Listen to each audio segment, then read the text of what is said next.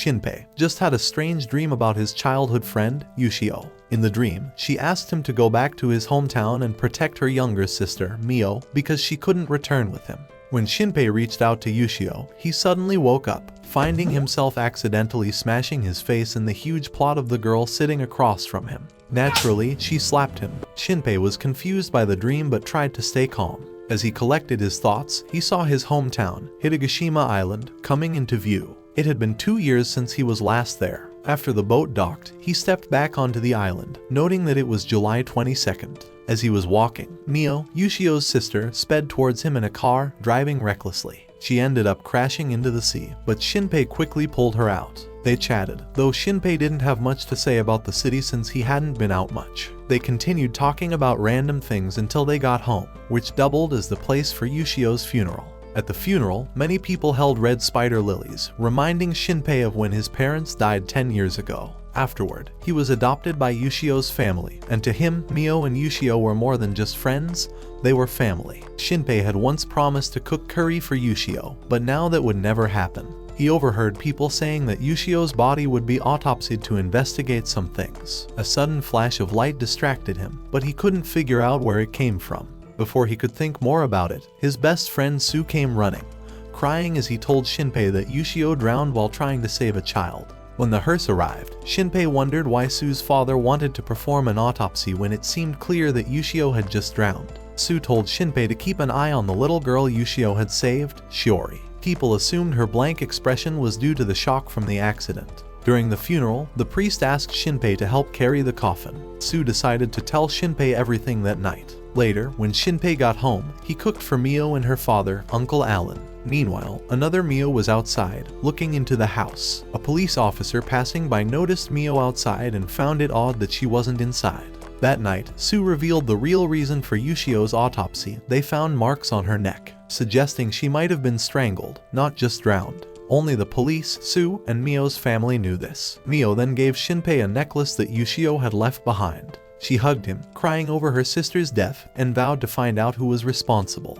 She decided she wouldn't cry anymore, believing that's what Ushio would have wanted. As Shinpei sat there, holding the necklace, old memories flooded back. He couldn't believe Ushio had kept it. The next morning, on July 23rd, Shinpei went to Uncle Alan's shop to help Mio with work. A customer suddenly asked him if he had found the person he was looking for, mentioning a woman with glasses and a massive plot. Shinpei had no memory of this and dismissed it as the ramblings of a drunk man.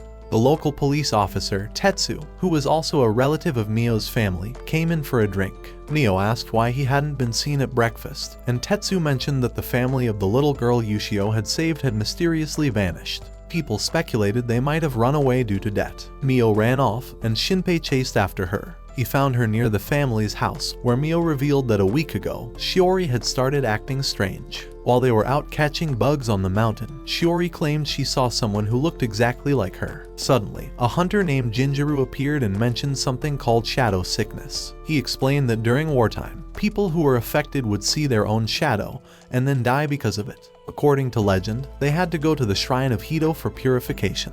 After Hizuru left, Mio admitted she believed in the disease because 3 days before Ushio died, both sisters had seen Ushio's shadow appear right in front of them. Shinpei tried to stay calm and reminded Mio of her promise not to cry. They decided to go to the Hito shrine for purification. When they arrived, the place was deserted. Suddenly, Mio saw a figure moving nearby and pulled Shinpei to investigate. They found nothing, and the path ahead led to dangerous ruins they couldn't enter. Suddenly, a gunshot rang out. Shinpei rushed to see what had happened and found the woman from the boat lying injured. She tried to say something but was shot in the head before she could finish. Shinpei then saw Mio being captured by her own shadow, who shot and killed the real Mio right in front of him. Before he could react, Shinpei was also shot. In a flash, Shinpei woke up, back in the moment when he accidentally smashed his face in the girl's plot. He was slapped again, just like before. The girl asked if he was okay, mentioning that he had been screaming in his sleep. Shinpei recognized her as the woman who had been shot in his dream but decided not to ask too many questions. Checking his phone, he realized it was only July 22nd, the day before the events at the shrine. Confused, he found himself reading a story by an author named Nagumo about a girl who believed the people around her were being replaced by copies. This explained his strange dream. Back on shore, Shinpei tried to shake off the dream, but when Mio raced toward him on her bike, it felt like deja vu. After pulling Mio out of the sea again, he noticed that her bike's brakes had been cut, just like before. The events started repeating themselves. He met Uncle Alan again, attended Ushio's funeral, and heard that Ushio might have been strangled. The mysterious light flashed again, and most importantly, there was Shiori. Shinpei remembered that her family would disappear tomorrow. If everything was repeating as in his dream, it meant that the shadows were real. That night, while having dinner at Uncle Alan's house, Shinpei started to worry that Ushio was really killed by her shadow, and that Mio might be in danger too. Feeling uneasy, he stepped outside for some fresh air. To his surprise, he saw Officer Tetsu talking to Mio outside, but he knew the real Mio was inside, and she wasn't wearing a uniform. This fake Mio suddenly attacked, stabbing the officer to death. Then, she took a picture of him, copying his shadow. The shadow version of Tetsu then got rid of the real officer's body. Shadow Mio told him to hand over his gun, but he suggested she take it inside and deal with the real Mio there, knowing a gunshot would be too loud right now. At that moment, Shinpei's phone rang, and Shadow Mio quickly rushed over and stabbed him in the neck. He couldn't react fast enough, and as he lay dying, he felt his soul start to drift away, like he was traveling through time. He heard a voice telling him to protect Mio. Suddenly, he found himself back on July 22nd, right as he was stepping off the boat. He realized the voice was Ushio's. As Mio came speeding toward him, he moved to block her, causing her to crash into the water. Since Shinpei couldn't swim, Mio had to jump in and save him. Meanwhile, the girl from the boat was up in a tree, typing in her phone's diary. She noticed someone sneaking into Ushio's funeral. That night, Shinpei called Officer Tetsu and lied about a fight at the bar to keep him away from Shadow Mio, even if it meant getting in trouble for false reporting. After that, he put his phone on airplane mode so it wouldn't ring like before. Knowing exactly when Shadow Mio would show up, he set up a hidden camera to catch her on tape. When he went back inside, he noticed that one of the eyes had changed color. Later, he heard Mio quietly bathing, so he checked on her and she yelled at him, which confirmed she was safe. The next morning, Shinpei checked the phone and found it had recorded Shadow Mio from the night before. He showed the video to Mio, who was shocked to see that shadows and the so-called shadow sickness were real. Shinpei asked if Ushio really saw her own shadow before she died, and Mio confirmed it, thinking the shadow might have been the one to kill her sister. Worried about Shiori, who also saw a shadow, Mio wanted to check on her, but Shinpei insisted on going alone, leaving Mio at home. He headed to Shiori's family store, but it was closed, just like before. He ran into a neighbor who was also confused about the store being shut, so they both went to check it out. They knocked and rang the bell, but no one answered, so they walked in through the unlocked door. Inside, the TV was still on, and the dining table was untouched. Shinpei found 2 dark marks, similar to the ones left by Officer Tetsu's shadow. He decided to check upstairs, thinking the marks belonged to Shiori's parents. As he reached for the light switch, he noticed Shiori standing behind him. He knew this was her shadow, but he acted like nothing was wrong. However, the shadow girl started to get aggressive, but just then, the neighbor called out, causing the shadow to flee. Realizing he had to act fast to save the girl from the boat, Shinpei went to look for her, recalling that she had a large suitcase that should make her stand out. He asked around at various inns, but no one remembered her until he mentioned she had huge massive plot. Unfortunately, they only knew she had passed by and didn't know where she went. Frustrated, Shinpei returned to Uncle Alan's shop, where Mio had just shown up. Officer Tetsu also arrived, upset about the false report, but they quickly shifted the conversation. They talked about how Shiori's family had disappeared, and Shinpei noticed that Tetsu seemed genuinely alive, not a shadow. Tetsu then handed Shinpei Ushio's phone, which she had given him a few days before the accident, asking him to pass it on to Shinpei later, as if she knew something was going to happen. Sue came by as well, so Shinpei had to explain the situation with the shadows to him. He asked if there was any way to tell shadows apart from real people, but no one knew how. Still, they all agreed to trust each other and decided to visit the Hito shrine to get answers. But Shinpei knew Shadow Mio was lurking nearby, so he decided to wait until the next day. Sue reminded them that the island's festival was tomorrow, and the crowd might make it harder for the shadows to act. They made up a secret code to recognize each other in case anything went wrong. As it started raining, Mio and Shinpei took shelter at a bus stop. Mio asked how long Shinpei planned to stay. Originally, he only planned to stay for the funeral, but with everything happening, he realized he had to stay longer. Mio then gave Shinpei Ushio's necklace. The next day, Shinpei was sitting and thinking when Sue came to find him. Even though Shinpei hadn't used their secret code, Sue could tell it was really him. Sue's little sister, Takiko, also showed up, but Sue hadn't told her anything about the shadows, so she didn't know what was going on. The four of them then went to the festival together. While they were there, Shinpei started blaming himself for leaving the island, thinking it was his fault that Ushio had died. Sue had to remind him that Ushio's death wasn't his fault, and that now Shinpei had to protect Mio. If Shinpei couldn't do it, Sue would step in. Shinpei realized that Sue still had feelings for Mio. Their conversation got heated, and the sisters came over to check on them. Sue lied, saying they were just talking about guy stuff. Chikiko then teased Shinpei about the time he accidentally walked in on Mio in the bathroom, which made Sue jokingly threaten to mess with Shinpei. Then, Sue got serious and suggested that after the fireworks, they should go ask the shrine priest about the shadows. Suddenly, Shinpei saw someone who looked just like Ushio and decided to chase after her. He ran all the way to the beach and found Ushio there. But then he noticed she was wearing the same necklace they had buried with her 2 days ago and realized this couldn't be the real Ushio. He knew she was a shadow, but this Ushio seemed to remember her death, sinking into the dark water, and the pain she felt. She even remembered liking Shinpei a lot and regretted not telling him. She asked if they could go to the festival together, and Shinpei noticed she didn't seem to realize she was a shadow. She still thought she was really Ushio. They ran back to the festival, and Shinpei tried to hide her, worried that others might see her. While they were running, Shadow Mio spotted Ushio. Ushio asked why they were hiding, and Shinpei explained that she had died, and if someone saw her, it would cause big problems. Ushio didn't understand at first, so Shinpei had to sit down and explain everything that had happened. Ushio seemed to remember most things, but nothing about being a shadow, and she didn't act like the other shadows, who usually attacked people. Just then, Mio called, and Ushio grabbed the phone. Mio heard Ushio's voice and froze in shock until Shinpei took the phone, making her think she had just imagined it. Mio told him to come to the shrine because the fireworks were over, so Shinpei quickly hid Ushio before returning to the others. When he got back, he made sure to use their secret code to confirm everyone was really who they said they were. Everyone was gathered around the bonfire when Sue suddenly mentioned that Ushio might be watching them, which startled Shinpei. He thought Sue meant it literally. Sue then took Mio aside, and Takiko teased that Sue was about to confess his feelings to Mio. But she knew that Mio already had someone else in her heart. Sue did confess to Mio, but she gently turned him down, saying she only saw him as a friend.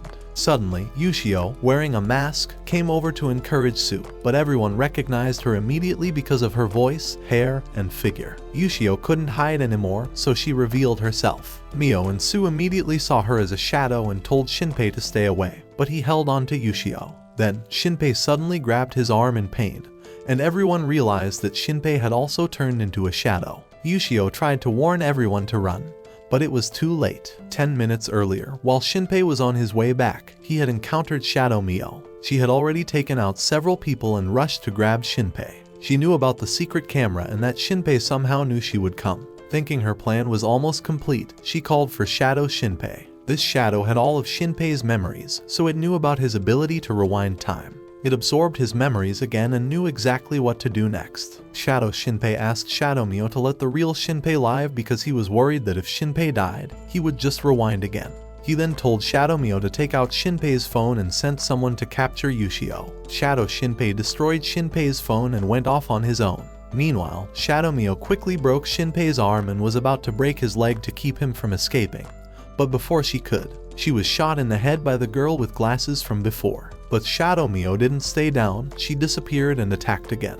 The girl managed to shoot Shadow Mio's black shadow on the ground, which finally defeated her. Shinpei realized this girl knew how to defeat the shadows. She introduced herself as Nagumo and pulled Shinpei aside as a shadow passed by. But that shadow was actually Ushio. Nagumo stopped Shinpei from going after her because there were too many shadows nearby. She then explained how to tell shadows from real people. The real body of a shadow is their black shadow on the ground, and they hate being stepped on. So, if you step on someone's shadow and they react, they're probably a shadow. Shadows scan people with a special light to steal their information. Just then, Shinpei noticed a large light nearby and asked Nagumo to help him destroy the shadows. They ran up and found Takiko there. She apologized to Shinpei, saying she didn't mean to cause this, but then a shadow with 4 arms killed her right in front of him. Shinpei was horrified to see only blood and a pile of bodies. He then discovered that Sue had been killed by his own shadow while trying to protect Mio. Sue died right in front of Shinpei, and his shadow was quickly shot down by Nagumo. She only had one bullet left, but the four-armed shadow shot back at her. She saw it coming and dodged just in time, getting only a graze on her face. Shinpei asked who this shadow was, but it grabbed him instead. He realized that Shinpei's right eye was actually their mother's eye, which had the power to control time. Ushio woke up at this moment and struggled to help. The shadow explained that Shinpei's eye let him go back to certain points in time, like saving a game. But if the shadow could destroy this world, Shinpei would have no more save points left. Ushio begged Shinpei to save Mio, but before he could, the shadow destroyed her. A giant shadow appeared in the middle of the shrine, and all the other shadows merged into it. Everywhere it spread, both bodies and living people vanished instantly. The pile of corpses disappeared, too. The mother of the shadows then appeared in the sky, and festival goers were swallowed up by the giant spreading shadow. Everyone on the island saw a red light in the sky before the shadow swallowed the entire island, leaving only Nagumo and Shinpei. Nagumo regretted not believing the earlier warnings, while Shinpei asked her to shoot him so he could go back to the 22nd and try to change everything. The four-armed shadow tried to stop them, but Ushio punched it. Nagumo told Shinpei to come find her and say her name when he traveled back again. As Shinpei was being sent back, he saw the whole island being swallowed and met the girl emitting the red light. She saw him, too, as he began traveling back in time. He clearly heard Ushio's voice, warning him that this power has limits, so he needed to fix everything as soon as possible. He returned to the moment he was going home with Mio. Once back, he decided to carefully reevaluate everything, realizing that each time he starts a new loop, it goes back a bit further. He knew he had to be very careful to avoid starting a loop in a situation where he couldn't change things anymore. Meanwhile, Ushio was also sent back with him. We then shift to Nagumo's story. When Nagumo first arrived on the island, she quickly noticed that a man at the dock was actually a shadow. She also saw Mio crash into the sea after bumping into Shinpei. Later, she saw a notice for Ushio's funeral and remembered hearing that name from Shinpei on the boat, so she decided to check it out. When she got there, she was unexpectedly recognized by someone, Masahito, the priest of the Hito Shrine. Even though she left the island 14 years ago, Masahito remembered her. Nagumo stepped on his shadow to check if he was real, and since he didn't react, she knew Masahito was human. She remembered not liking Masahito much because he loved to gossip. Masahito then introduced her to Uncle Alan, who also recognized her because she used to be a regular at his shop. Nagumo remembered that Uncle Alan had 2 daughters, and since his wife had passed away, customers would sometimes play with the girls while he worked. Suddenly, Uncle Alan heard that Mio and Shinpei had fallen into the sea, so he had to leave. Nagumo, who didn't know much about Shinpei, learned that his family moved to the island 10 years ago, but his parents had died in an accident. Hearing this, Nagumo decided to keep her distance from Shinpei for a while. Just as she was leaving, Uncle Alan rushed back to tell Nagumo something important. Ushio had marks on her neck that suggested she had been strangled to death. The police didn't find any DNA from a suspect, and this case reminded Nagumo of what happened to her brother years ago.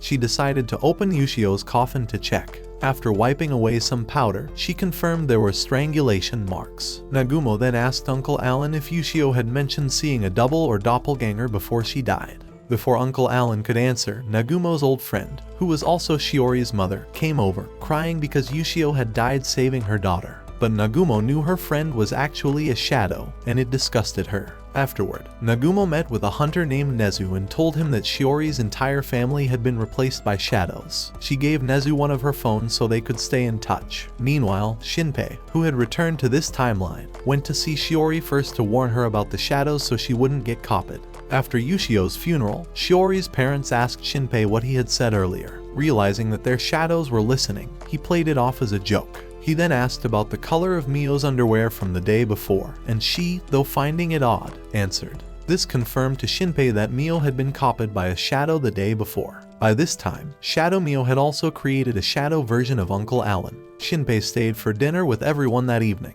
but he used the opportunity to ask some questions. First, he asked about the doppelganger disease, but few people believed in it. Then he asked about Nagumo, and everyone knew her. Uncle Alan even told him that Nagumo's real name was Hizuru and that she used to be a regular customer. He still had her contact information if Shinpei needed it. While Uncle Alan was in the restroom, someone placed an under-maintenance sign on the door. During this time, Shinpei managed to call Nagumo, but the call was answered by Nezu. Nezu knew how much Shinpei understood about the situation and told him to wait at the funeral home. Meanwhile, Shadow Alan came to eliminate the real Alan but got confused by the under maintenance sign and opened the door next to it. He was then ambushed by Nagumo, who attacked the Shadow. Shinpei returned to the funeral home, where Nezu told him to stay put. Nezu had shot at the Shadow to check on Shinpei. Nagumo had dealt with Shadow Alan and left, receiving a message from Nezu, which led to Shinpei finally meeting Nagumo. He got her address from Nezu and went to meet her in the forest. Nagumo didn't know how Shinpei knew about her, especially since, earlier on the boat, he seemed clueless. When they met again, Shinpei immediately asked her for an autograph, revealing he was a fan of her writing.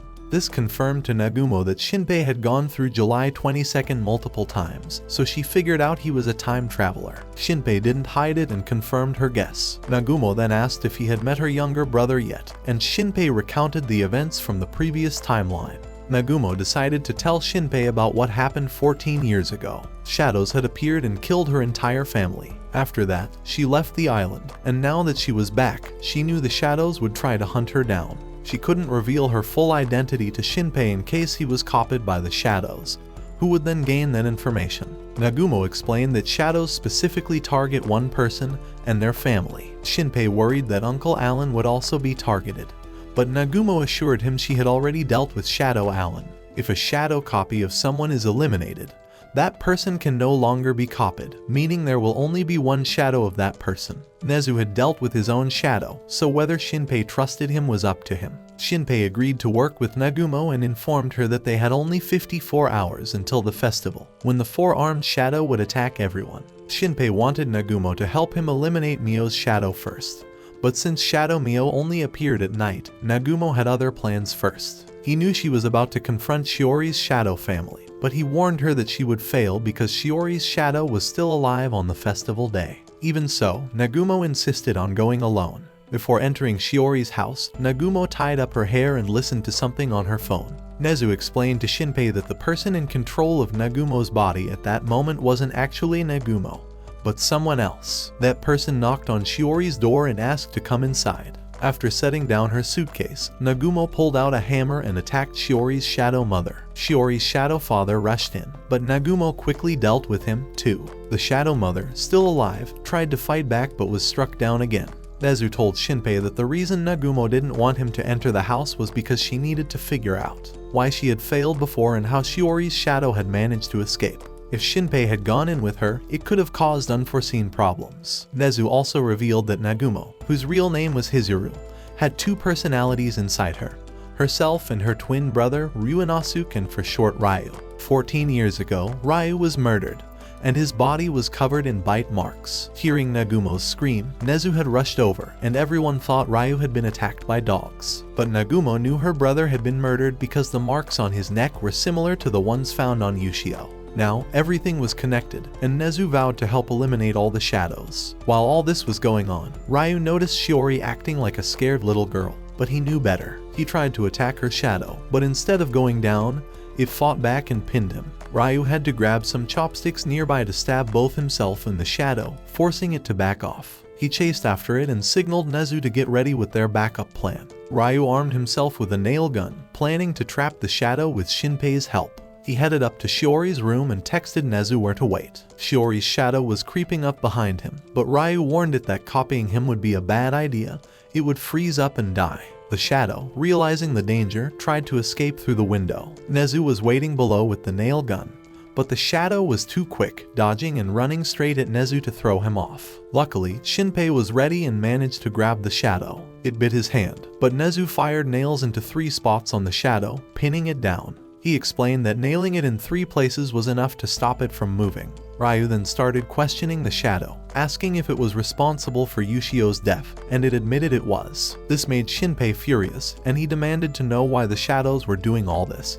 But the shadow didn't give a straight answer. Instead, it tried to convince Shinpei that being a shadow was better and asked why he didn't just join them. Ryu knew they had to deal with this shadow quickly before it messed with Shinpei's head any further. Later that evening, Ryu properly introduced himself to Shinpei. He explained that he only steps in for Nagumo during interviews, fights, or anything else where she needs help. When he heard Shinpei was a big fan of his sister, Ryu was about to share more, but Nagumo suddenly returned and punched him. Shinpei noticed that the way to tell the difference between them was by their hair. Ryu had his tied up, while Nagumo's was left down.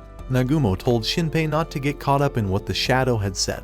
They needed to stay focused on stopping the shadows and not get distracted by unnecessary worries. Their next target was Mio's shadow. After exchanging contact info with Nagumo, Shinpei headed home.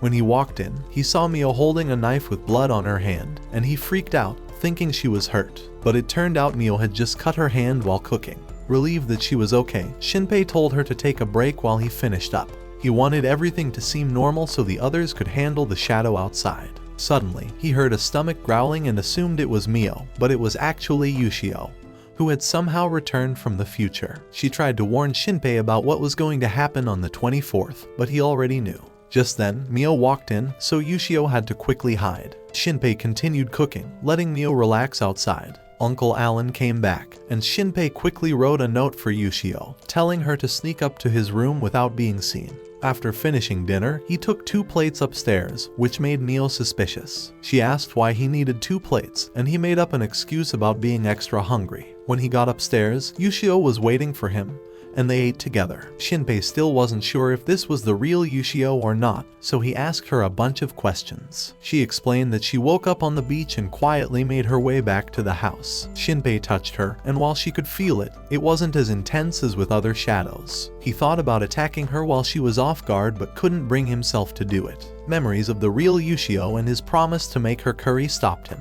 Ushio then asked what Shinpei planned to do about the 24th. He told her he was going to try and stop everything from happening. Meanwhile, outside, Nezu and Ryu were getting ready for Mio's shadow, but they hadn't seen anything yet. Nezu was still a bit suspicious of Shinpei. Just then, a shadow snuck into Uncle Alan's house. Ryu asked Shinpei if everything was okay, and Shinpei hesitated, unsure if he should mention Ushio. He wanted Ushio to change clothes since she couldn't keep wearing a swimsuit. But when they tried to mess with the shadow, her clothes vanished, so she punched Shinpei and hid under the blankets. Ushio then asked if Shinpei had locked the door to keep Shadow Mio out, but he knew that shadows could slip through even the smallest cracks, so locking the door wouldn't help much. Ushio didn't realize shadows could do that. Shinpei was convinced that Mio's shadow wouldn't come inside because everything seemed normal so far, but he didn't know it had already snuck in. Later, Mio came to ask Shinpei to bring the dishes downstairs. She was puzzled when she saw 2 sets of utensils and glasses, thinking maybe Shinpei was holding a private memorial for Ushio. After she left, she suddenly returned, but this time Shinpei realized it was actually Shadow Mio. It lunged at him with a knife, but Ushio stepped in and took the hit. Shadow Mio then turned on Ushio's shadow, but Shinpei quickly opened the curtains to signal Nezu. As Shadow Mio prepared to attack again, Nezu shot it just in time, and Shinpei stabbed it to finish it off. Ryu arrived and wanted to eliminate Ushio as well, but Shinpei pleaded with him to let her live. He explained that although she was a shadow, she was different from the others. She had Ushio's memories and emotions and had already saved his life twice. Ryu reluctantly agreed to help treat her injured arm. Nagumo returned and warned Shinpei that if he was wrong about Ushio, she would personally end things to reset the loop. But Ushio was only worried about the real Mio. Nagumo reassured them that the real Mio was still safe, bathing downstairs. Nagumo then realized that it was Ushio's voice that had led her back to the island. Ushio was taken to wash up, knowing that her injured arm would temporarily disappear, but she didn't mind. Nagumo asked Ushio about the voice recording, but while Ushio confirmed it was her voice, she couldn't remember making it. Nagumo pointed out that Shadow Mio was acting differently, likely because the shadows were aware that Shinpei had interfered with their plans at Shiori's house. This suggested that shadows had a way to communicate with each other, and Nagumo worried that this could include Ushio as well. She didn't want to risk sticking together, so they agreed to separate. Shinpei warned Nagumo about the temple, saying that while Mio's shadow might be gone, another could appear. The next morning, Shinpei tried to go about his usual routine. He had given Ushio his bed the night before and went to get something to eat while telling Mio not to disturb him in his room.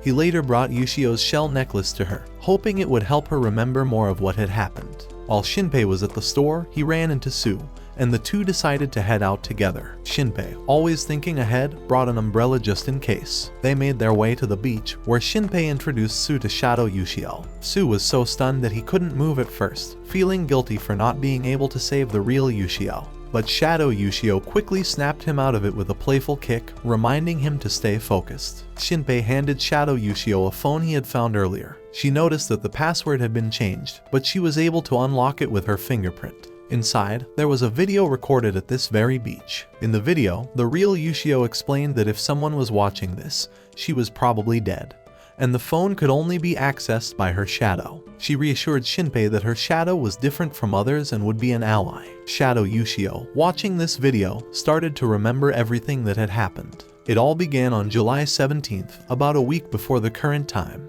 Ushio and Mio had gone to Shiori's supermarket to buy some things. Shiori, the little girl, mentioned that she had seen her own shadow on the mountain and felt like someone had been following her lately. She only trusted Ushio, but Ushio didn't take her concerns seriously. Later that day, everyone participated in a beach cleanup event where Ushio was copied by a shadow. This shadow then appeared in front of both sisters before running away. Ushio followed it and saw the shadow's hat disappear. Determined to help Shiori, Ushio promised to solve the shadow problem for her. After the beach cleanup, the sisters went home to take a bath. But things took a strange turn when Ushio encountered her own shadow in the bathroom. She tried to call out to Mio but couldn't, so she kicked the shadow, causing it to let go. Both Ushios thought they were the real one and that the other was the shadow, but they put that aside to focus on the fact that Shiori's shadow must also be somewhere on the island. They decided to check the mountain where Shiori had seen her shadow. Ignoring a prohibition sign, they sneaked into an old clinic that belonged to Sue's family. The place had a reputation for being haunted, so not many people visited.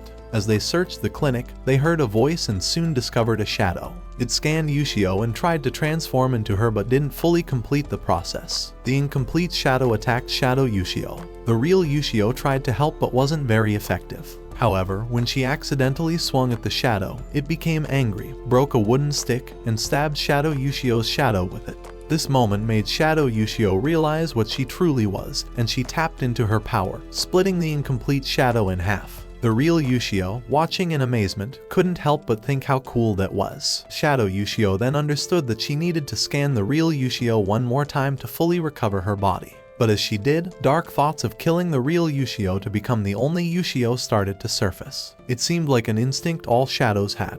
On July 20th, Ushio and her shadow recorded a video for Shinpei, and now Shadow Ushio remembered everything clearly. Deciding to show Shinpei and Sue what happened next, Shadow Ushio took them back to the 21st, the day when the group went swimming. Everything seemed normal as they enjoyed the day at the beach. Ushio had instructed her shadow to transform into a necklace so she could go outside without raising suspicion. Mio took a child away for a moment, and Shiori suddenly disappeared. Since no one noticed, Shadow Ushio couldn't recreate exactly what happened, but she knew something was wrong. They then found Shiori out at sea, struggling against a shadow. Shadow Ushio sensed the danger and dove in to help. They discovered that Shiori was being dragged down by her own shadow. Shadow Ushio fought back, attacking Shiori's shadow and bringing Shiori to the surface. But Shiori's shadow wasn't done. It wrapped around the real Ushio, pulling her under and strangling her to death. Shadow Ushio managed to free Shiori, but by then, it was too late. The real Ushio had been killed. Shiori's shadow then caught Shadow Ushio and tried to erase her data,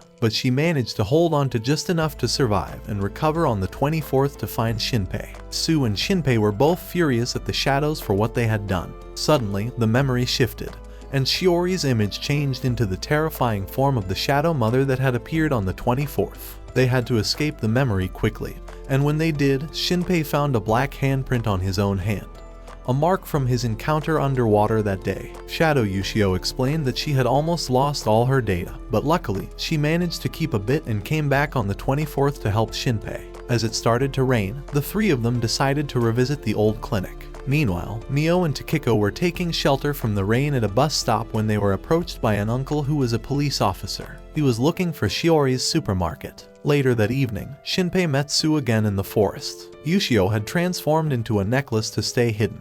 The three of them headed back to Sue's family's old clinic. Sue recalled visiting the clinic years ago with Officer Tetsu, but his father had caught him and sent him home. At the time, he didn't think much of it, but now he wondered what his father had been doing there. Once inside, they split up to look for clues. Shinpei hoped to find something about the shadow sickness. Ushio went upstairs while Sue found a cabinet full of strange poisons. Shinpei was searching through some papers when Sue called him over to check out a weird statue. The statue was holding a fish, and at first, they thought it was the fishing god Abisu. But after searching online, they realized it was actually the god Haruko, who was considered deformed and unlucky by the islanders. This was the first time they had seen a version of Haruko like this. Shinpei then noticed something strange on the wall, and called Ushio to check it out. She crawled into a crevice and scanned the area, discovering a hidden lock. Feeling hungry, they took a break to eat some rice balls. As they ate, Shinpei looked at Ushio's full belly and suddenly realized that the Haruko statue might be female. He asked Ushio to check inside the statue, and sure enough, she found a key. Using her hair, she replicated the key and unlocked a door on the wall, revealing a passage below. Ushio warned them that there were likely many shadows down there. Su couldn't understand why his family's old clinic would have such a strange door, but he suspected his father might be involved. The three decided to go down and explore. Below, they found an old bunker that seemed to have been built during the war. There were traces of someone being copied, but it looked like it had happened a long time ago. Shinpei warned Ushio not to rush into battle recklessly because while he could restart the loop if something went wrong, he wasn't sure if she could. In the worst case, he'd have to wait until the 24th to see her again. Suddenly, they saw a rat scurry into an alley, and Ushio sensed a shadow nearby. The shadow had the shape of a child but was missing the upper half of its head. Shinpei had Ushio move to the other side and threw a stone at it to see if it would react. When it didn't, he stepped out to shoot nails at it, but the shadow dodged and rushed at Su. Su tried to defend himself with a stick, but the shadow merged into the stick and grabbed him. Shinpei knew he had to act quickly, so he calmed down and fired 3 shots at the shadow. Su then threw it up in the air, and Ushio finished it off. Even after defeating the shadow, Ushio felt uneasy about another one lurking ahead, so they decided to continue their search. Shinpei asked Su to protect Ushio and not let her die before him. Su then asked Ushio if she could copy the nail gun, and while she could create a duplicate, the copy wouldn't work unless the original was broken or gone. The key from earlier worked because it was a fixed object, but things that needed fuel or power to operate couldn't be copied effectively. However, Ushio's copies would be useful if they ever ran out of ammunition or fuel. She could create new supplies as needed. Shinpei, Su, and Ushio were making their way through a dark cave filled with sharp rocks. The strong smell of salt told Shinpei they were close to the sea. Suddenly, Ushio noticed they were surrounded by shadows. Shadows began coming out from all directions, and Shinpei shouted for Ushio to run. Meanwhile, up above, Nagumo and Mr. Nezu sensed something strange in the sewer and decided to check it out. Back in the cave, Shinpei and the others were running as fast as they could. But Su's stick wasn't much help against the shadows. Shinpei noticed that the shadows were mainly going after Ushio. In a quick move, Su grabbed a fire extinguisher and used it to hold them off since no creature likes fire. At the same time, Mio was trying to find Shinpei and Su but couldn't see them anywhere. She called out, but no one answered. Then she saw Shiori's hair tie on the ground and thought she saw Shiori nearby. She ran towards the figure and bumped into Officer Tetsu. She asked if he'd seen Shiori, but he hadn't. Then, they both saw a shadow pointing towards the sewer entrance. Mio had heard earlier that Shinpei might be down there, so she asked Tetsu to go with her. At first, Tetsu didn't want to because the sewer was smelly and creepy, and he had a date planned. But Mio suggested that if they found Shiori, Tetsu would be a hero, and his girlfriend would be impressed. So, he agreed to go down with her. Back in the cave, Shinpei, Su, and Ushio reached another part of the cave where they saw coral. It was strange to see coral on land since it usually lives underwater. Ushio realized that these corals were actually shadows, and the water in the cave was seawater, meaning the cave connected to the sea. But Su's gas canister was empty, which put them in more danger from the shadows. Ushio admitted she wasn't feeling well because her arm still hadn't healed. She needed her real body to heal it, but since it had been cremated, that wasn't possible. She could make the damaged arm disappear to stop the pain, but it would make her weaker. Shinpei wanted to help her save the arm, but before they could think of a plan, someone appeared. It was Su's little sister, Takiko, and she was with 2 shadows. Meanwhile, Ryo and Mr. Nezu were stuck behind a steel fence in the sewer. Mr. Nezu knew they needed metal cutters to get through. They also wanted to find Masahito's father because they thought this passage might lead to the Haruko cave, which was connected to an old legend. Just then, they heard Mio coming down. Neo and Tetsu, still following what they thought was Shiori, saw her on the other side of the fence. Shiori's shadow made the fence disappear so they could pass through. Ryo and Mr. Nezu decided to follow as well. Takiko faced Shinpei and Su, telling them they had broken the rules by entering a sacred place. Shinpei, suspecting their father was involved, asked Takiko to tell the truth. Realizing she couldn't hide it any longer, Takiko agreed to lead them further if they left their weapons behind. Meanwhile, Ryo and Mr. Nezu were dealing with shadows and noticed that the coral and sea anemones were actually shadows. They were surprised to see Shiori still alive. Ryo thought he had killed her earlier, but Shiori, who was really the shadow named Hain, taunted him. She said she would kill him if he returned to the island and also mentioned that she knew about Ryo's split personality. Suddenly, a four-armed black shadow appeared and demanded to know where Shinpei was. It said he had stolen one of their mother's eyes. Ryo tried to shoot, but Hain blocked the attack. Hain then scanned Ryo and learned that he and Mr. Nezu didn't know where Shinpei was. Seeing no more use for them, Hain told the shadow to kill them, but the shadow was careful because it knew Ryo could see a few seconds into the future. Mr. Nezu bravely jumped in to take the bullet for Ryo, but Ryo still got hit, bleeding heavily. The shadow saw the black blood and knew Ryo's injury was fatal, so it didn't bother chasing them. Hain, feeling hungry, told the shadow to return because Takiko had captured the people they were looking for. Takiko then explained that her father had forced her into this mess, though he had tried to keep Sue out of it. She didn't want Mio to know the truth either and asked Shinpei to keep it a secret. Ushio realized that Shinpei was trying to figure out the truth before resetting the time loop. They followed Takiko to the Haruko cave, where they saw a shadow with a long head, just like the statue they had seen earlier. Shinpei realized that this was the form of the girl he had seen during the festival, and thought that if he could learn her purpose, he could stop whatever she was planning. Takiko explained that this figure was the first form copied by the god Haruko, but instead of using the god's name, it wanted to be called Hain. Hain was the mother of all shadows. Lately, Hain hadn't been able to move and needed a new body. That body was Shiori's. Shinpei was furious, realizing that Hain had killed Ushio and Mio during the ceremony, and was the same monster that swallowed the whole island. Angry, he was about to attack, but Hain's arms stretched out to stop him. Takiko, trying to keep Hain calm, called for food to be brought. Takiko explained that the island usually had 4 deaths each year, and the bodies were given to Hain by her and Sue's father to keep Hain fed.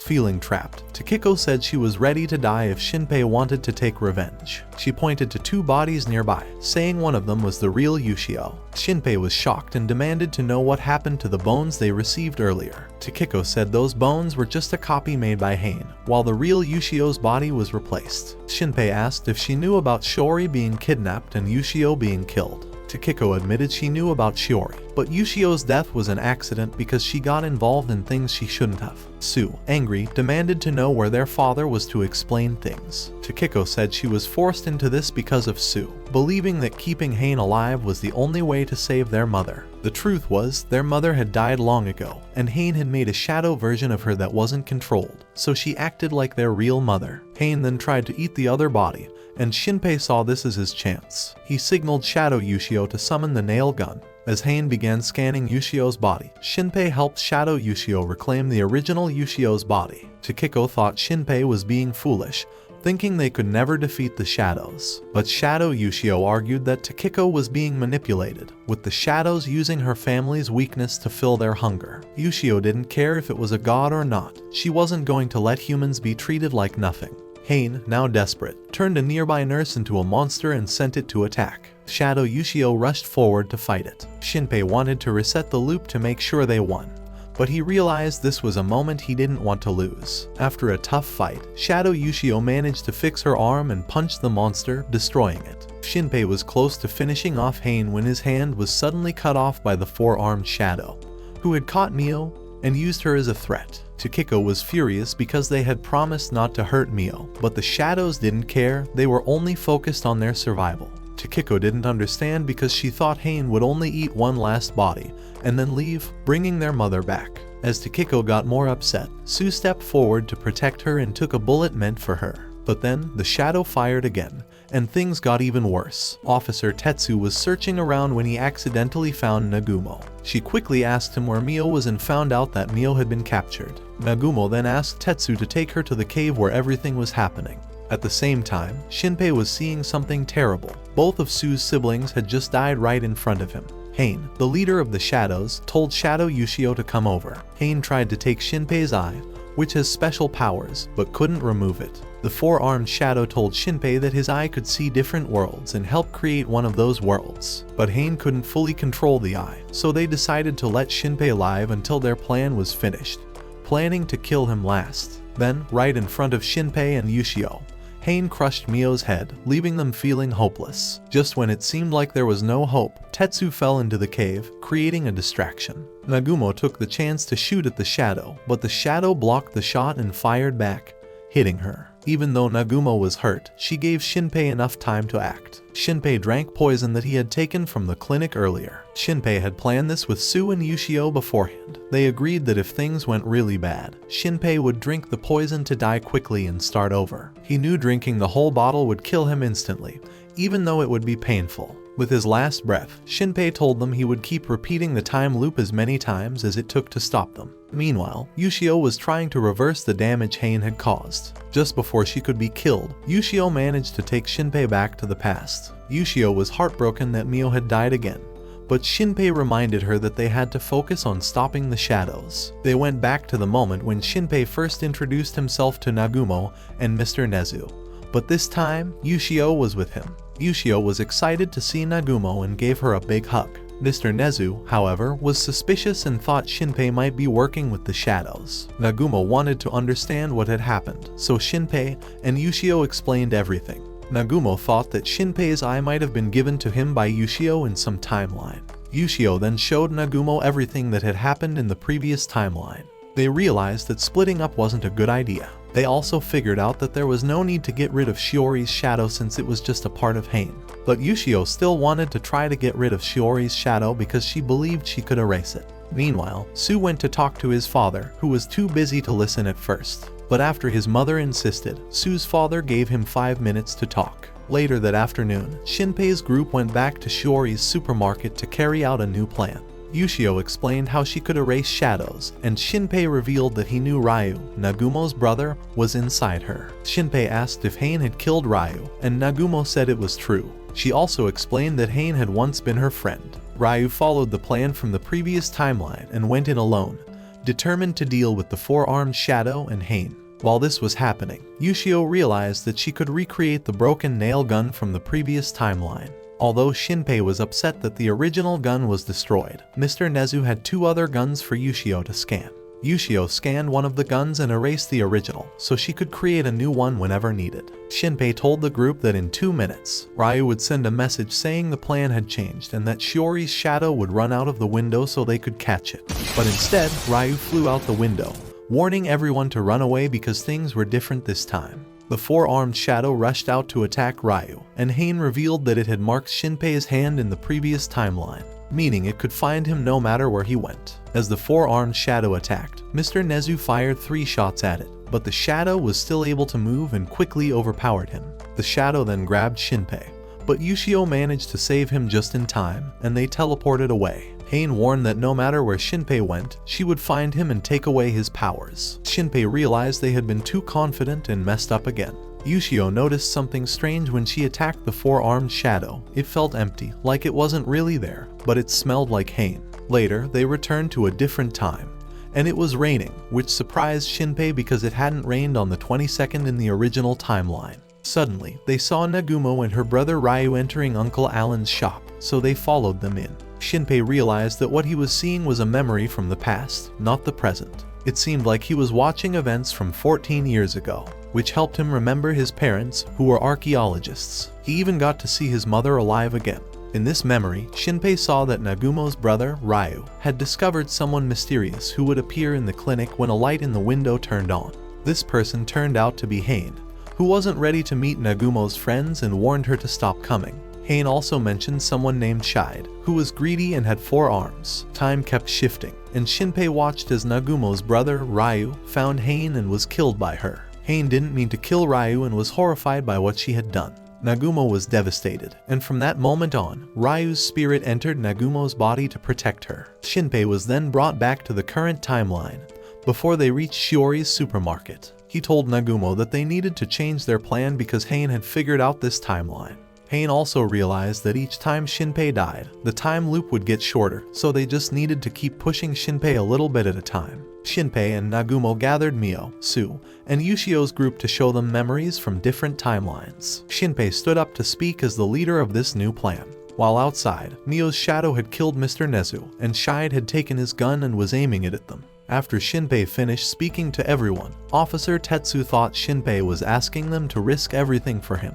But when Mio, Su, and Takiko all decided to follow Shinpei, Tetsu didn't want to be left out, so he agreed too, even though he was hesitant. Just as Shinpei was feeling confident about their plan, he suddenly found himself sent back in time again. Ushio ran up to him, saying he had been shot in the head, which caused him to rewind. They also realized that Mr. Nezu had been killed, and Shinpei regretted not keeping him close by. The time he could go back was shrinking, and Shinpei knew that Hain, the leader of the Shadows, had figured out his weakness. The Shadows would keep chasing him until he couldn't rewind anymore. Shinpei gathered everyone and told them that he might have only one more chance to go back. In the last loop, he died at 7:55 am, and now it was 7:20. If he died again at the same time, he would only be able to go back to just after 7, and eventually, he wouldn't have enough time left to fix anything. If that happened, he would be trapped in darkness with no way to save anyone. Mr. Nezu was worried that the Shadows might have learned their plan because Hain could have scanned Nagumo's memories. He also thought the Shadows might have copied his gun, making it dangerous to stay put. But Ushio said that shadow copies can't move more than 50 meters away from their original, so their range was limited. She could sense if they came close, but Shinpei knew staying in one place wasn't an option. Instead, he decided to use the mark Hain left on him as bait to lure her in for an ambush. Shinpei waited in an open field, and soon Shide and Hain arrived with their army of shadows. Shinpei challenged Shide to a fair fight, and Shide accepted. Just as Shide sent Shadow Mio to attack, Ushio transformed from a watch back into her human form and carried Shinpei away. Mr. Nezu tried to shoot Shide, but it didn't work. Ushio and Shinpei planned to lead Shadow Mio into a trap, but Hain stopped her and sent other shadows to chase them instead. Mr. Nezu kept causing trouble for the shadows, but Shide ordered Shadow Mio to take him out. Ushio and Shinpei managed to lure some of the shadows to where Ryu was waiting. Mr. Nezu knew Shadow Mio was coming for him, so he prepared to defend himself, but Su missed his shot. Takiko called out two big shadows to help them fight. Ryu was busy fighting the shadows when one of them slipped through, and Shide rushed in to shoot Shinpei. Ryu saw it coming and threw himself in the way, taking the bullet to protect Shinpei. Ryu knew that Hain could see a few seconds into the future, just like he could, so he sacrificed himself to give Shinpei more time. Mr. Nezu fired his gun to help Ryu escape, but Hain noticed Shadow Mio struggling with the two big shadows. She tried to control the big shadows, but they only listened to Takiko because Ushio had cut Hain's connection to them. Ushio led the shadows towards Shide, who absorbed them to grow stronger. Shadow Mio had merged with one of the big shadow's hands and was trying to aim at Takiko, but Mio and Su managed to hold her off. Shadow followed Ushio to a gym, where Ushio spread out a bunch of hair that turned into gasoline. Shinpei set it on fire, knowing the shadows feared flames. Hain had to separate some shadows from Shide to deal with Shinpei. However, Tetsu fired his gun to distract them, and Ushio quickly handed the gun to Shinpei, who shot and hit Hain. Ushio rushed in to erase Hain but hesitated and got caught by Shide. He then shot Shinpei 3 times and decided to kill Ushio first to see what would happen. But Ushio was smart and revealed that the Ushio he caught was just a copy. The real Ushio snuck up from behind and punched Shide, starting to erase him. As she did, Shinpei noticed a human hand inside Shide's body. Hain screamed, and the fire went out. Everyone struggled to breathe as the windows shattered. They escaped while Shinpei ran to Ushio, who was hurt by the broken glass. Fortunately, Shinpei had worn a makeshift bulletproof vest, which saved him from serious injury. Nagumo explained that Hain had sucked all the air out of the gym, creating a vacuum that pulled in outside air, which gave them a chance to escape. Ushio wanted to find out who was inside Shide, but they didn't get the chance. Still, they considered it a victory because no one from their group had died, and they managed to capture Shadow Mio. They decided to turn her into an ally, and Ushio successfully tamed Shadow Mio. Shadow Mio then told them everything she knew, including how she had sabotaged Mio's bike and tried to kill her. Hain had created Shadow Mio to hunt down Ushio, who was considered a traitor by the Shadows. Shadow Mio also shared another important detail. Shadows can only live for a week if their original is still alive. Since the real Mio was still alive, Shadow Mio only had 6 days left to live, but that was enough time to help them.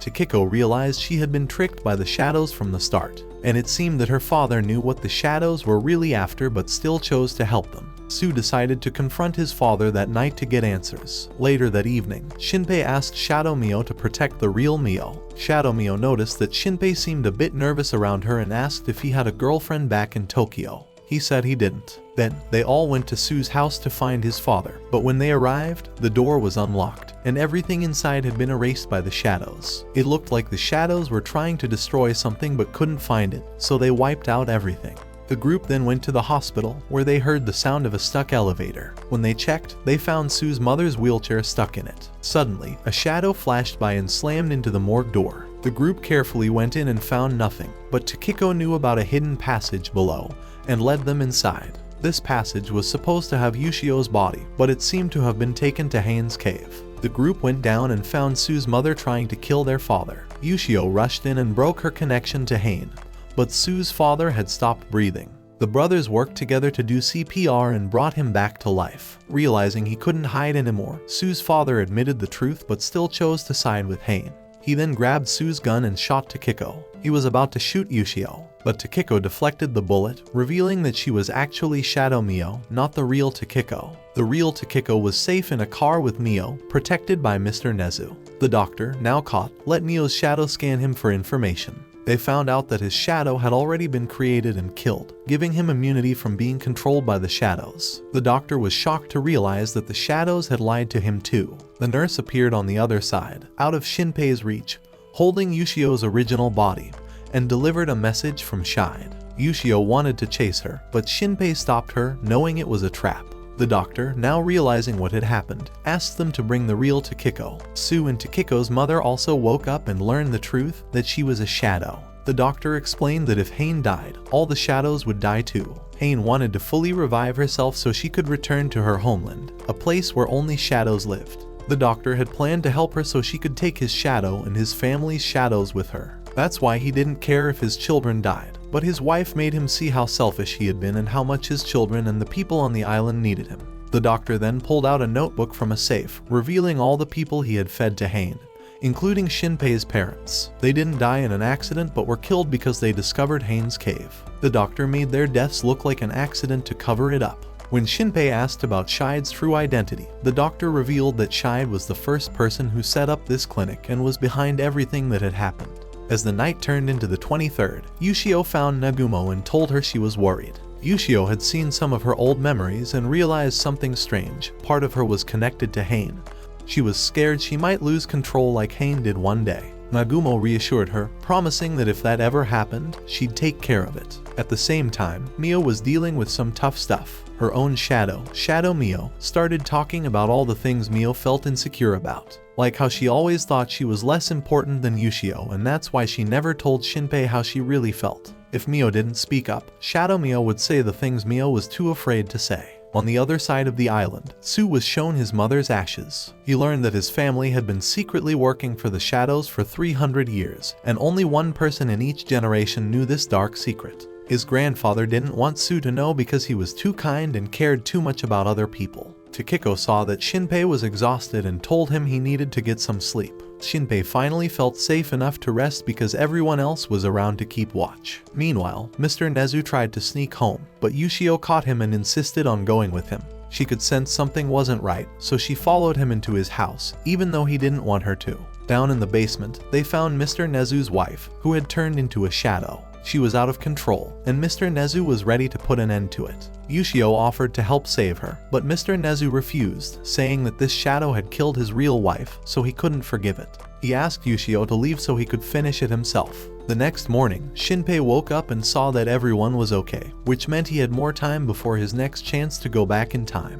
The group decided it was time to get rid of some of the shadows on the island. They split into 3 teams. Nagumo led one group, while Shinpei and Ushio went to another area. Mio, Shadow Mio, and Sue went back to help Uncle Alan and keep each other safe. Before they left, Shadow Mio hinted that Mio wasn't too happy about Shinpei and Ushio going off together, but Mio brushed it off and gave Shadow Ushio some of Ushio's hair so she could recreate her look. Before heading out, Mio told Shinpei that she had something important to tell him later and asked him to make sure he came back safely. Shinpei and Ushio decided to visit their old teacher's house. They found out that a shadow had killed her. This teacher had taught most of the kids on the island, and both Shinpei and Ushio had good memories of her. They decided they needed to make things right. They headed up the mountain and heard some kids screaming.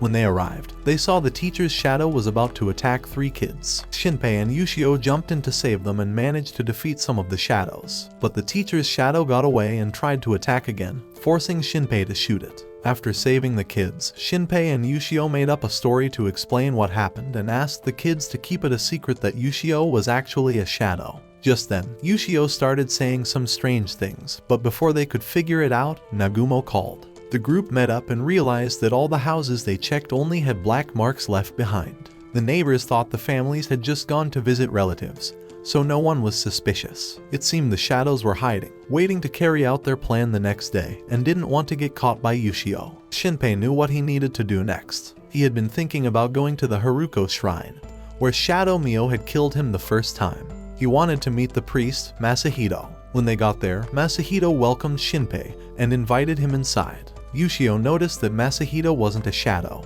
They talked for a bit until Shinpei started asking about the god Haruko. Masahito thought Shinpei was just curious, but then Shinpei showed him some photos and asked why Masahito appeared in an ancient picture. Shinpei knew who Masahito really was, the first person who set up Sue's family clinic and the evil 4-armed shadow, Shide. Nagumo and the others were waiting outside, ready to strike. Shinpei asked how Shide could live so long and still look young. Shide explained that he was neither a shadow nor a human. In previous loops, Shinpei and his group had suspected that the 4-armed figure was Masahito, because Hain was the god Haruko, and Masahito was her priest. The 4-armed figure didn't seem like a normal shadow because it couldn't copy or scan anyone, and it used mud to hide its identity. When Rai was killed by him in a past loop, Ushio showed Nagumo, and she was sure it was Masahito, because he always gave her a bad feeling, just like the 4-armed figure. Shinpei's group didn't have solid proof, so they needed to check if Masahito's hands were burned from the fight at the gym the night before. Also, the night before, the doctor had told everyone the truth. Shide had raised Hain to have children for him,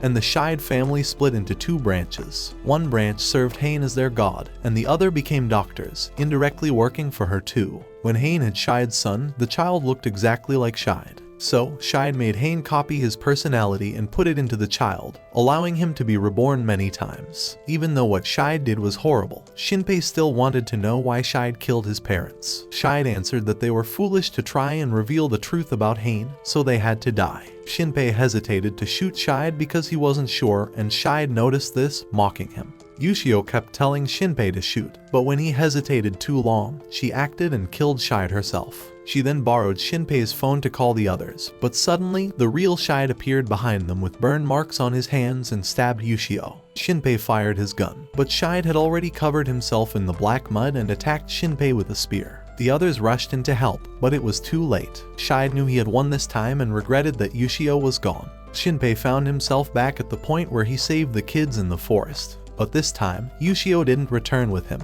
Hain, in the form of a crow, appeared and gloated that Ushio was really gone this time. She warned Shinpei that if he died now, everything would end for good. She then sent hordes of shadows to attack him. As Shinpei reached into his pocket, Hain sensed something and decided to leave. Shinpei found Ushio's necklace in his pocket. Shinpei called everyone to tell them what happened, and they were shocked to hear that Ushio was gone. Shinpei planned to meet Nagumo's group on a small island near the sea during low tide. But the person who called Nagumo's group wasn't Shinpei, it was Hain, who had taken on his appearance. Meanwhile, the real Shinpei couldn't make a call because there was no signal. He rushed back to the shop to find Uncle Alan and ask where Mio was. Uncle Alan told him that Mio had left with Sue to meet him 30 minutes ago, but he didn't know where they were headed. Shinpei was confused about how there could still be a copy of him, thinking he had gotten immunity after dealing with his shadow earlier. It seemed that Hain had copied him, but the big question was how she managed to copy his phone and use it when his real phone was still with him. Suddenly, Shinpei found Shadow Mio tied up and helped her remove the nails. She explained that Mio had tied her up out of fear that she would lose control when Ushio died. Shinpei realized he had made a mistake because, in the previous loop,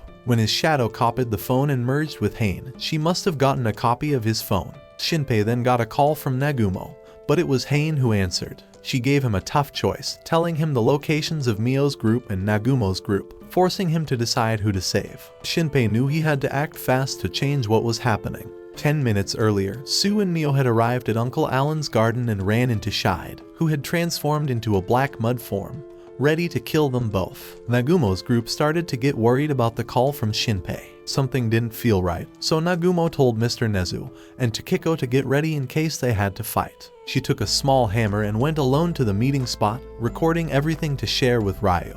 When Nagumo met Shinpei, Ryu quickly realized it wasn't really him, it was Hain pretending.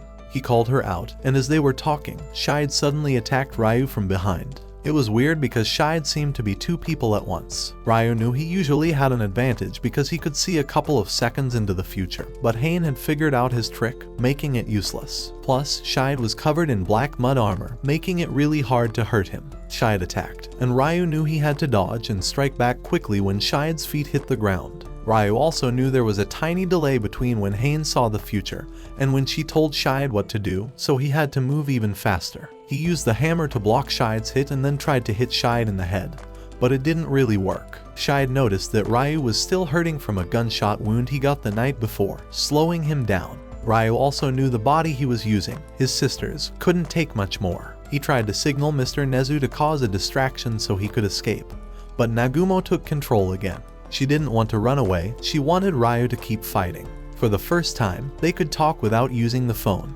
Nagumo told Ryu she had a plan to win, so she asked him to keep fighting without worrying about her. Ryu kept fighting, broke the hammer, and grabbed a spear to attack Shide. He managed to tear apart Shide's armor, making Hain back off. Hain was curious why Nagumo came back to the island even though she knew she'd be hunted. Nagumo took over again and started talking to buy time for her body to recover. She explained that she came back because she felt bad about Ryu's death, thinking it was her fault for being too close to Hain. Nagumo then broke the spear and stabbed Shide, giving Ryu a chance to get inside Shide's armor and separate from him. Shide's mud armor was falling apart, but Nagumo's body was getting weaker. Finally, Ryu managed to get his own body back. Meanwhile, Shinpei and Shadow Mio met Hain in Uncle Alan's garden, told them that Mio and Sue had been taken to Hain's cave. Just as Shadow Mio finished off Hain, she realized that the real Mio had been eaten by Hain's true form. Shinpei didn't reset time yet because he wanted to see what would happen with Nagumo. On the way, Shinpei ran into Tokiko,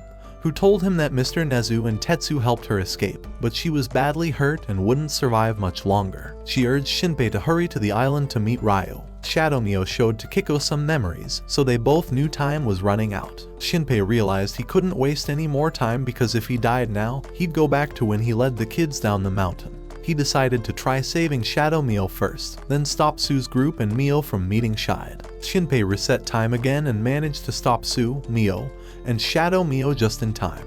He asked Sue and Mio to go back and protect the kids at Alan's shop while he and Shadow Mio headed to Nagumo's group. He believed he'd arrived just in time when Tokiko's group joined the fight with Ryu. Mio moved quickly using the shadows, and Shinpei warned her to avoid all the traps Hain had set up along the way. Shinpei got there just as one of Tokiko's big shadows was about to be taken down. Despite her efforts, Hain figured out what she was doing and tipped off Shide to defeat Nagumo and Ryu. Mr. Nezu realized their side was losing badly, but just then, Hain noticed something strange. Shinpei was glowing. She told Shide to retreat. Shinpei rushed to Nagumo, ready to reset time again to save her, but Shadow Mio stopped him. She knew Shinpei was at his limit and that the more he tried to reset, the worse things would get. Nagumo told Shinpei that Hain was just a kid being controlled by Shide. If possible, she asked him to help free Hain from Shide's control. Shinpei promised her, and she also asked him to take care of Ryu before she passed away. Losing Nagumo was a huge loss for Shinpei. The doctor stored her body in the basement and warned that the media would soon arrive because news of Nagumo's death would spread. But Shinpei now seemed to have Ryu's ability to see the future and knew what the doctor was going to say before he even said it. He also knew a storm was about to hit. Sue felt guilty for not being able to help Shinpei, and for Nagumo's death, struggling with his emotions. He knew no one blamed him, but Shinpei was carrying too much on his shoulders. Meanwhile, Shinpei realized they had lost a lot: Ushio, Nagumo, and all the weapons Ushio could create. But Shadow Mio asked what was in Shinpei's pocket. It was a piece of Ushio's necklace. Shadow Mio recognized it as the memory Ushio had left behind, which had scared Hain away earlier. Shadow Mio explained that the necklace wasn't Ushio's body but just a memory. Shinpei remembered that if they waited until tomorrow, Ushio would come back again, and if she scanned the necklace, she would regain her memories. This gave Shinpei some hope. Meanwhile, Sue was sitting in front of Ushio's altar, wondering if the memories from the previous loops would stick. Just then, Mio came in, and Sue was about to ask her when she said she was a shadow. But when Sue asked about Shinpei, Mio realized she was actually human and admitted she only saw him as a friend. So, they decided to stay friends. Mio then went to confess her feelings to Shinpei, telling him she really liked him. But Shinpei already knew what she was going to say and gently let her down, apologizing for not feeling the same way. Even though Mio kind of expected it, she still wanted to say it so she wouldn't have any regrets. She went back to cry with Takiko, and Shadow Mio thought that if Hain was destroyed, Ushio would disappear too. She figured that would give Mio another chance with Shinpei, but she didn't want to win him that way. No matter what, everything would be decided tomorrow. Shinpei told everyone they might be able to find Ushio again.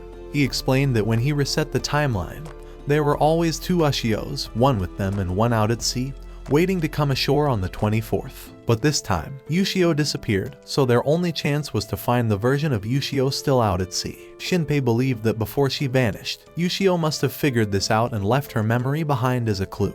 He showed the group how the necklace he had pointed towards where Ushio might be. Mr. Nezu guessed that the necklace worked with the tides, meaning when the tide was highest at 6 AM, Ushio would be closest to them. That's when they'd need to act. If they messed up, they'd lose her forever. Meanwhile, Shide told the people on the island what they were going to do at the festival. Mr. Nezu was surprised to talk to Ryu again, now inside Shinpei's body. They chatted a bit about Nagumo, and then noticed the necklace reacting. Hain had lost track of Shinpei for 2 hours. She figured out that he was hiding somewhere with no signal, so she couldn't find him. She decided to change her plan and sent her shadows to search for Ushio first to stop Shinpei's group from finding her. Shide joined in the search too. Suddenly, Shide noticed something odd. A shadow broke away from the group. That's when he realized it was actually Shinpei hiding inside a big shadow. Shinpei had been following the signal from the necklace, which was leading him to Ushio. Shide chased after him, and soon they saw Ushio. She was thinking about Shinpei when she heard his voice. Then, a big shadow grabbed her and brought her to the surface. The big shadow sacrificed itself so Shinpei could restore Ushio's memories. With her memories back, Ushio could fight off the other shadows herself. Shinpei's plan worked without them losing much, and Ushio noticed that Shide's mud armor was damaged from their last battle. She wanted to attack again, but Shadow Mio pulled her back, telling her they needed to stick to the plan.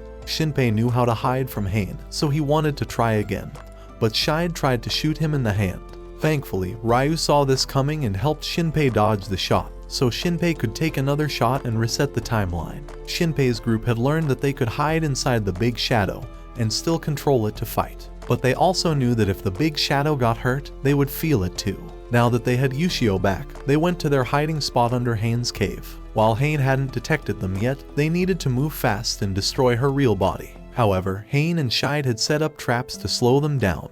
The first was a shadow monster. Takiko decided to stay back with the big shadow to fight it, so the rest could move forward. Sue told his sister to be careful and not get hurt. Shinpei's group then reached a pitch-black wall that healed itself when they tried to break it. Ushio tried to smash through, but it didn't work. Shinpei had an idea and told Shadow Mio to turn into fireworks they had copied before. She exploded, creating a hole in the wall for them to pass through. As they went through, Shide showed up, so they rushed through before the wall closed. Mr. Nezu stayed back to fight Shide, giving the others time to escape. The group made it to Hain's body, and Shinpei sensed the buzzing sound she was making. This was how she controlled the shadows, and because Ryu was inside Shinpei, he could feel it too. But Ushio helped erase that signal, making Shinpei feel better. Now, Shinpei and Ushio had to take on Shide together. Ushio punched Shide away and went after Hain's body. Shide tried to stop her, but when Ushio was about to strike Hain, she hesitated. This gave Mio the chance to stab Shide, thinking they had finally beaten him. Shadow Mio thought it was over, but then Ushio's eye turned red, just like Hain's, and Shinpei's right eye changed too. Shadow Mio realized that Ushio hadn't fully defeated Shide, and he was still alive. Shide figured Hain was no longer useful and decided to get rid of her. Hain begged him not to leave her, but he turned his hand into a blade and cut her in half. Suddenly, a portal opened, and Shide said he would wait for Shinpei on the other side. The portal started pulling everyone in. Ushio tried to stop Shinpei, telling him that if he went in, he might never come back. But she also wanted to go alone, so Shinpei refused. Ushio asked Ryu to take Shinpei out of there, but Ryu wanted to keep his promise to his sister and help Hain. Shinpei told Ushio that he would always be there for her, and together they stepped into the portal. Shinpei woke up in Hain's world, realizing this place was different. Time didn't work the same way here, so if he died, he wouldn't be able to reset. He decided to find Ushio, and Ryu could tell she was close because the gun she had made was still around. Shinpei was hurt, so Ryu offered to share the pain with him. As they looked around, they noticed this place looked like the island they knew. They heard a song and saw a small glowing ball that reminded Shinpei of Mio. The ball moved, and they followed it to an ancient town where they saw shadows that looked like people. But Ryu noticed these shadows didn't seem dangerous. The ball led them to a group of shadows, and then they disappeared, revealing Ushio in the middle. Ushio looked sick, and Hain suddenly appeared from inside her. Ryu remembered that his sister had said if Hain ever took over Ushio, Nagumo would have to stop her. Since Nagumo was gone, Ryu was ready to do it himself. Ryu prepared to shoot, but Shinpei stopped him. Ushio told them she was still okay and explained that the Hain inside her wasn't the one who had hurt Ryu. She revealed that Hain had two sides. One was the human girl who had been copied by Haruko, and the other was the god Haruko, worshipped by the islanders. The Hain inside Ushio was the one who had been friends with Nagumo. Hain wanted to talk to them, and when they agreed, she stepped out. She explained that she had been having a long dream, which was actually Ushio's memories. She felt bad about the things the other side of her, Haruko, had done. Ryu told her not to apologize because the real villain was Shide, who had been controlling everything. Shide wanted to take Ushio's eye and use it to reach a higher place where he could control time and space. Ushio then said she had read Shide's thoughts and found out that he wanted to destroy the world. Out of nowhere, bombs started falling like it was some crazy war scene. Ushio quickly jumped in to protect everyone from the explosions. Shinpei realized that if Shide wanted to use this special eye to get back to the real world, then they could probably use it too. Hain explained that these bombs were coming from Haruko's memories, and they needed to stop her from remembering this terrible day. Shide was forcing Haruko to relive something awful, and it was messing everything up. Hain said she would try to keep Haruko's bad memories from taking over, but they still needed to deal with Shide and his super tough armor. Ushio was sure she could handle it since she had some new powers from Mio. Hain managed to freeze Haruko's memories, stopping time. Ushio jumped from one bomb to another, heading straight for Shide, who was hanging out on a plane. But when she got there, she realized Shide's armor was empty. Shide just laughed and tried to attack. Right before he could grab her eye, Ushio ate a piece of her old self and turned into a kid again. She got her eye back and went after Haruko, erasing the memory of the bombs. As she was falling, Ushio told Shinpei that Shide's real body was still in the real world, using Haruko to control the armor. Shinpei didn't get what was happening with the armor, but Ushio noticed something important. The part of Shide's armor that she erased wasn't healing. That meant if she could erase all of it, they could win. But Ushio passed out, and Shinpei rushed to catch her. Hain explained that Ushio couldn't fully heal and had to stay in her kid form for now. Since Ushio couldn't fight anymore, Shinpei thought about Ryu taking over Shide's armor, even though it was super risky. Ushio woke up and told them through their minds that she could make more bullets for the gun. But it would take 2 minutes, and they had to hold on until then. Shide started getting suspicious, realizing they had some kind of plan. He didn't expect Hain to turn against him, but she told him he wasn't the same person anymore. Shide didn't care and just wanted to do what he felt like. He attacked, ignoring Shinpei's bullets because they didn't hurt him. Ushio switched the gun into a hammer like the one Nagumo had used before. Shide tried to hurt Ushio, but Ryu jumped in, even though it hurt Shinpei's hand, and pushed Shide away. Shide then tried to shoot Shinpei, but Ryu dodged. The bullet turned into Shide, who suddenly appeared behind them and chopped off Shinpei's left arm.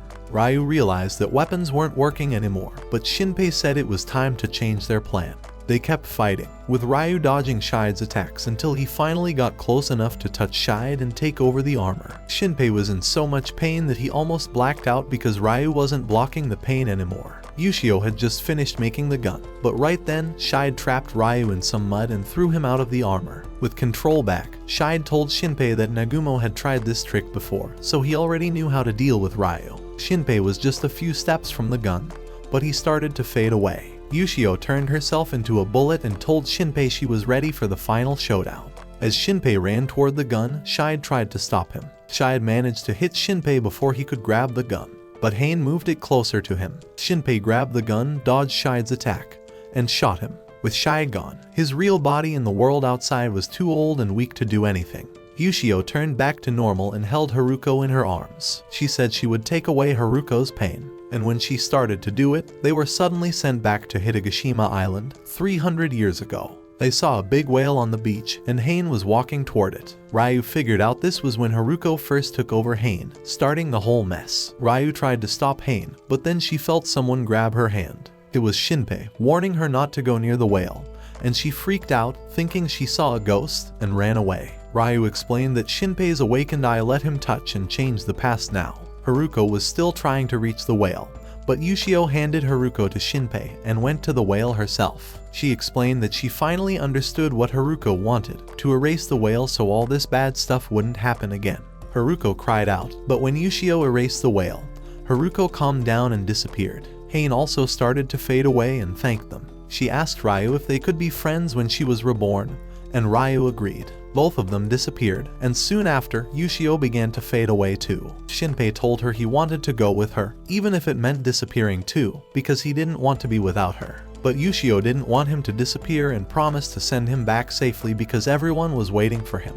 Even though they went through a lot, Ushio was happy to have spent this time with Shinpei. Shinpei tried to tell her how he felt, but Ushio vanished before he could. Ushio found a way to break the time loop and reset everything. She left a message on Shinpei's phone and sent him back to the moment when he was sitting on the boat, telling him to find her. Shinpei woke up and saw Nagumo on the boat, accidentally bumping into her. He saw Nagumo sitting in front of him and felt relieved that she was still alive.